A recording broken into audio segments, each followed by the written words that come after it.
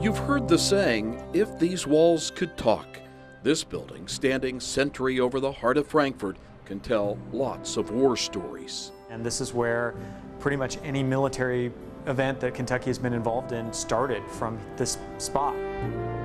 Restored to its 1850 origin, the state's arsenal is again a museum inside. But it's still a living piece of National Guard history right here.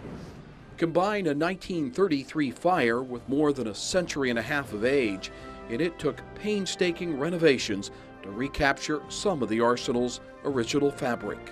All the beams are original hand-hewn beams. But it's the displays that bring the military stories back to life. These are personal items from the duffel bag of Kentucky soldier Marcus Davis.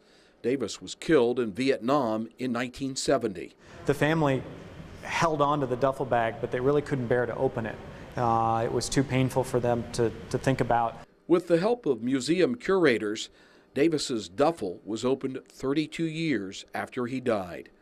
This is the Reserve Parachute Captain Willis P. McKee, a doctor, used to jump into the front lines.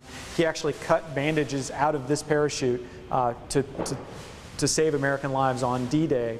He was a really fascinating guy because it seemed where the fighting was the worst, he showed up. Trevor Jones oversees the Kentucky Historical Society's collection, including its oldest, a 3-pound British cannon captured during the American Revolution. And we know that this piece was in the original state arsenal. And this from the Battle of the Thames during the War of 1812. And this is a drum that Kentucky soldiers captured from British regular troops in 1813 at that battle. An American victory that was a key stepping stone for Kentucky Colonel Richard Johnson's ascent to the vice presidency. The present telling marvelous stories about the past. So this is really much more than just an assemblage of guns or uniforms. It's about the people that wore them or used them and why they're important.